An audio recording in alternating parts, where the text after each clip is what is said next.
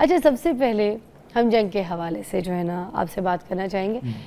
ये बताइएगा कि अब मार्केट जो है, ठीक है, और इस जो ऑयल है, जो क्रूड ऑयल है, मैं उसके बारे में पूछूंगी कि उसका क्या नज़र आ रहा है आपको कि वो कहाँ तक जाएगा। $100, ठीक है, से जो सी बैरल है उससे तो ऊपर फिर रहा है ये, तो अब ये क्या नज़र आ रहा है आपको फ़िलहाल? बिस्मिल्लाहिर्रहमानिर्रहीम। बिल्कुल, हर जंग के ना थोड़ी थोड़ी डायनामिक्स डिफरेंट होती हैं। वो जिन मुल्कों के बीच में हो रही होती हैं, वहाँ पे फिर जिस कमोडिटी की सप्लाई अफेक्ट होती है उसकी प्राइस में बहुत ज़्यादा चेंज आता है। और इस दफ़ा जो जंग हो रही है वो सेंटर स्टेज मिडिल ईस्ट है। और मिडिल ईस्ट दुनिया में अगर सब मुल्कों को मिला लें तो नंबर 1 ऑयल प्रोड्यूसर है। तो सबसे बड़ा शॉक जो है वो ऑयल की प्राइस में ही आया है। और जो सेंटर स्टेज बना हुआ है जंग का, जिसके बारे में प्रेसिडेंट डोनाल्ड ट्रंप भी हर दिन में कई दफ़ा ट्वीट करते रहते हैं, स्ट्रेट ऑफ हरमूज, वहाँ से दुनिया का 20% ऑयल जो टोटल यूज़ होता है वो गुजरता है वहाँ से। और पिछले ऑलमोस्ट एक महीने से उधर से सिर्फ 2-3 शिप्स गुजरी हैं, जिसमें से एक दो पाकिस्तान को अलाउ की थी ईरान ने। तो एक पूरी जो ग्लोबल इकोनॉमी चल रही थी वहाँ पे शॉक आ गया है। इंटरनेशनल ऑयल जो है $100 क्रॉस कर गया है। बल्कि पिछले हफ्ते जो मिडिल ईस्ट का ऑयल होता था वो $150 तक भी गया था। और ये सिर्फ चीज़ जो है क्रूड ऑयल तक महदूद नहीं है। हम लोग जो पेट्रोल इस्तेमाल करते हैं, डीजल इस्तेमाल करते हैं, उनकी प्राइसेस भी जो हैं 75%, कहीं 35% जो है वो ऑलरेडी इंक्रीज़ हो गई हैं। कल यूएई जैसे मुल्क जो कि ऑयल ख़ुद प्रोड्यूस करता है, उसने अपनी डीजल की प्राइस 75% इंक्रीज़ की थी। तो अब हम लोग अपने अराउंड जितनी भी चीज़ें इस्तेमाल करते हैं उसमें कहीं ना कहीं एक ट्रांसपोर्ट का एलिमेंट होता है, या वो जिन चीज़ों से बनी होती हैं वो क्रूड ऑयल के केमिकल्स होते हैं। तो हर चीज़ जो है वो थोड़ी सी महंगे होने के चांसेस हैं। और हर चीज़ में जो ट्रांसपोर्ट का एलिमेंट है उसकी भी कॉस्ट बढ़ जाएगी। इसी वजह से जब ये चीज़ें महंगी होती हैं तो दुनिया भर में एक रिसेशन आने के चांसेस होते हैं। इस वजह से दुनिया की स्टॉक मार्केट जो है वो थोड़ी सी गिरने लग जाती हैं। और जो ऐसे मुल्क होते हैं जो बहुत ज़्यादा तेल इंपोर्ट करते हैं, उनकी इकोनॉमी जो है वो थोड़ी सी सफ़र होने के चांसेस होते हैं, तो वहाँ पे डिक्लाइन थोड़ा सा ज़्यादा आता है। लेकिन अच्छी बात यह है, और इस पे हमारी कंपनी ARN फाइनेंशियल ने पिछले 2-3 हफ्तों में, पिछले 35 सालों में ना 3 ऑयल शॉक्स आई हैं। एक 1990 में आई थी, फिर एक 2003, और एक हम सब ने देखी थोड़े साल पहले जब रशिया और यूक्रेन की जंग शुरू हुई अच्छा, थी ये सारी 2022 जंगों में। के दौरान ही आई थी या फिर? जी, असल में ये वो ऑयल शॉक्स हैं जिसमें जो दुनिया में ऑयल की कीमत थी ना वो 1 से 2 महीने में ऑलमोस्ट डबल हो गई। तो ये ज़्यादातर जंग में ही होता है, क्योंकि अगर दूसरी किसी वजह से प्राइस बढ़ रही हो ऑयल की तो वो इतना बड़ा शॉक नहीं होता। जब जंग होती है, एकदम से कोई डिसरप्शन आ जाती है सप्लाई साइड पे, तभी इतना बड़ा शॉक आता है। इसके अलावा जितने भी टाइम्स आए हैं जब ऑयल प्राइस बढ़ी है वो ग्रेजुअल होती है। एक साल में 20% बढ़ गई, कभी 30% बढ़ गई। बट ये जो 1-2 महीने में डबल होने वाले इंस्टेंसेस हैं, ऐसे 3 ही हैं पिछले 35-40 सालों में। तो उन तीनों में जो है हमारी स्टॉक मार्केट को अगर देखें तो उसका जो रिकॉर्ड है वो शुरू में तो थोड़ी सी करेक्ट होती है, तकरीबन 20% से लेके 25% तक, और इस बार भी हो गई है। लेकिन अगले सालों में जब आहिस्ता आहिस्ता चीज़ें नॉर्मलाइज होती हैं तो उसके बहुत अच्छे रिजल्ट्स हैं। इसकी एक पूरी हम लोगों ने डिटेल्ड वीडियो बना के लोगों को गाइड करने मगर के ये लिए, पता क्योंकि किस सिर्फ तरह एक से जुमले चलेगा में कि जो कह देना। हमारी स्टॉक मार्केट है ये करेक्शन कर रही है या फिर ये सेलिंग का ट्रेंड जो है वो चल पड़ा है, ये हमें पता कैसे चलेगा आवाम को, आम आदमी को? ये इसके लिए ना आपको अपनी नॉलेज में थोड़ा सा इन्वेस्ट करना होगा। और ये जो मैं वीडियो बता रहा हूँ, जो जो हमने अपने यूट्यूब चैनल पे लगाई है, ये काफ़ी डिटेल्ड पिछले तीनों ऑयल शॉक्स को डिटेल में कवर करती है। उसमें पूरा बताती है कि कितने टाइम तक जो है थोड़ी सी स्टॉक मार्केट पहले नीचे गई, फिर जो है आहिस्ता आहिस्ता रिकवरी शुरू हो गई। और अच्छी बात यह है कि क्योंकि ये जो सारी स्टॉक मार्केट्स होती हैं ना ये फॉरवर्ड लुकिंग होती हैं। आज अगर आप इनसे पूछेंगे ना तो इन्होंने ऑलरेडी अपने अंदर प्राइस इन कर लिया होगा कि ये जो जंग है ये काफ़ी टाइम तक कंटिन्यू रहेगी, ऑयल प्राइस जो है वो दुनिया में महंगी रहेगी। तो इसी वजह से इतना शार्प डिक्लाइन आता है। लेकिन फिर जैसे जैसे ग्लोबल लीडर्स जो है इन्वॉल्व हो जाते हैं, जैसे हम देख रहे हैं पाकिस्तान इतनी अच्छी डिप्लोमेसी कर रहा है, तो आहिस्ता आहिस्ता दुनिया नॉर्मलाइजेशन की तरफ चली जाती है और मार्केट्स भी करेक्ट हो जाती हैं।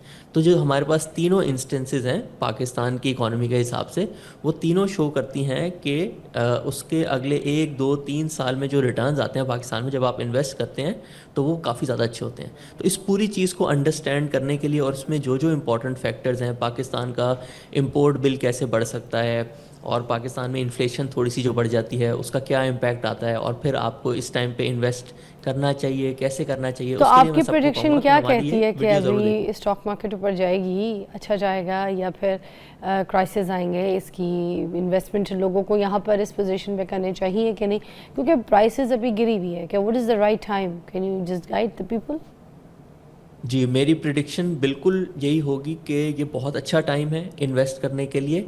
और ये मेरी प्रिडिक्शन कोई उस तरह नहीं है, ये पिछली 3 ऑयल शॉक्स की डेटा के ट्रेंड को स्टडी करके, सारा एनालाइज करके, और जिस तरीके से मार्केट्स रिएक्ट करती हैं उसके बेसिस पे है। विद इन 1 मंथ पिछली 3 ऑयल शॉक्स में भी हमें डेटा शो करता है कि जो मार्केट ने जितना करेक्ट होना होता है वो 1 से 1.5 महीने में हो जाती है। और 20 से 25% जो स्टॉक मार्केट ने डिक्लाइन होना होता है पिछले तीनों इंस्टेंसेस में, वो इस बार भी ऑलरेडी हो चुकी है। तो अब आहिस्ता आहिस्ता जैसे जैसे ये डिप्लोमेसी चल रही है और जंग जो है वो इख्तिताम की तरफ आएगी, आहिस्ता आहिस्ता ऑयल प्राइसेस भी नीचे आएंगी, और ये बहुत अच्छा टाइम है इन्वेस्ट करने के लिए। मैं आपको सिर्फ एक एग्जांपल देता हूँ। अगर हम ये पिछले तीनों ऑयल शॉक्स की एक एवरेज निकाल लें ना, कि अगर किसी ने किसी भी ऑयल शॉक के 1 महीने बाद इन्वेस्ट किया होता, तो एवरेज उसको 1 साल में कोई 30% के अराउंड प्रॉफिट मिलता।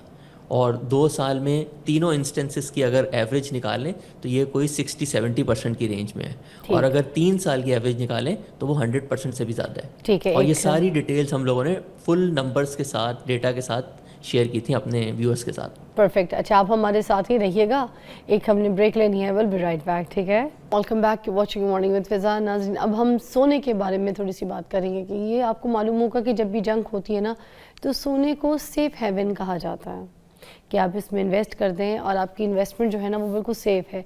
बल्कि जंगों के दौरान जो है ना सोना तो बहुत ज़्यादा महंगा भी हो जाता है, लेकिन इस बार हुआ ये है कि जंग के दौरान जो है ना सोना वो नीचे गिर रहा था। ठीक है, अब ये क्यों गिर रहा था, इसकी रीज़न्स क्या क्या थी, ये ज़रा आप हमें इन्फॉर्मेशन दीजिएगा इसके बारे में। असल में आपने बिल्कुल सही इंट्रोडक्शन दिया कि गोल्ड जो है सब उसको इंटरनेशनल मार्केट में एक हेज के तौर पे देखते हैं कि जी। जब भी दुनिया में अनसर्टेनिटी आएगी तो लोग गोल्ड की तरफ ज़्यादा शिफ्ट हो जाते हैं। लेकिन इसके साथ साथ एक चीज़ ये भी इम्पॉर्टेंट होती है कि गोल्ड क्योंकि डॉलर में प्राइस्ड होता है, तो अगर कभी भी डॉलर स्ट्रांग होता है दूसरी करेंसीज के मुकाबले में, तो फिर गोल्ड की प्राइस ऐसा लगता है कि थोड़ी सी नीचे आ गई है। तो इस टाइम पे थोड़ा सा जो डॉलर, जिसको जैसे हम कह रहे थे डी डॉलराइजेशन चल रही है पिछले 1-2 सालों से, डॉलर जो है वो सस्ता हो रहा था दूसरी करेंसीज के मुकाबले में, इस पर्टिकुलर इवेंट में डॉलर थोड़ा सा स्ट्रांग हुआ है। क्योंकि आप देखें ये जो सारा शॉक लगा है ऑयल इंपोर्टिंग कंट्रीज़ को, ऑयल महंगा हुआ है, ये सारा एशिया और यूरोप वाली साइड पे सप्लाई जाती थी मिडल ईस्ट से। अमेरिका अपना ऑयल खुद प्रोड्यूस करता है और एक तरह से एक एक्सपोर्टर भी है ऑयल का, यानी कि उनको जितनी तेल की ज़रूरत होती है उससे ज़्यादा बना लेते हैं। ठीक तो एक है। तरह से उनकी इकोनॉमी का जो ये वाला एंगल था उसकी वजह से पेट्रो डॉलर जो है टेम्परेरली थोड़ा सा स्ट्रांग हुआ है, जिसकी वजह से गोल्ड की प्राइस नीचे आई है। अच्छा, अब क्राइसिस में गोल्ड जो है ना महंगा होता है, लेकिन अगर क्राइसिस थोड़ा सा ज़्यादा बढ़ जाए तो जो सेंट्रल बैंक्स होते हैं उनकी इकोनॉमीज जब अफेक्ट हो रही होती है क्राइसिस की वजह से, तो वो कुछ अपने रिजर्व्स को कैश में कन्वर्ट करने के लिए कभी कभी गोल्ड बेचते भी हैं। अच्छा। और ये हमने फाइनेंशियल क्राइसिस में भी देखा था।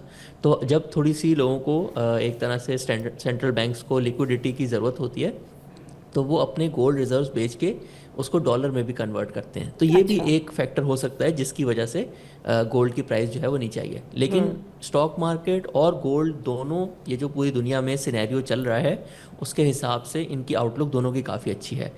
जैसे हम कहते हैं कि हम एक न्यू वर्ल्ड ऑर्डर में एंटर हो रहे हैं जिसमें जंगें जो हैं वो ऑफन होती रहेंगी, और ये पिछले 2-3 साल से इसकी फ्रिक्वेंसी बढ़ भी गई है। और इसके साथ साथ मनी प्रिंटिंग भी ज़्यादा हो रही है, डॉलर भी अपनी वैल्यू लूज़ कर रहा है, इन्फ्लेशन भी थोड़ी ज़्यादा हुई है पूरी दुनिया में।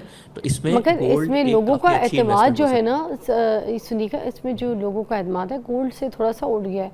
क्योंकि पहले होता था कि जब जंग होती थी तो लोग जो पहले पैसा इन्वेस्ट थे ना वो करना शुरू कर देते थे सोने पे के ऊपर जाने ही जाना। और हर जंग में हमें यही देखने को मिला। यूक्रेन की जब जंग हुई थी तो इसी तरह से हुआ था, मगर इस बार इस तरह से हुआ कि जैसे सीन ऊपर नहीं जा सका, इस तरह से रिटेल ट्रेडर्स जो हैं उनका एतमाद जो है वो बिल्कुल गोल्ड से उठ गया है कि ये तो हो सकता है कि बिल्कुल ही नीचे आ जाए फिर।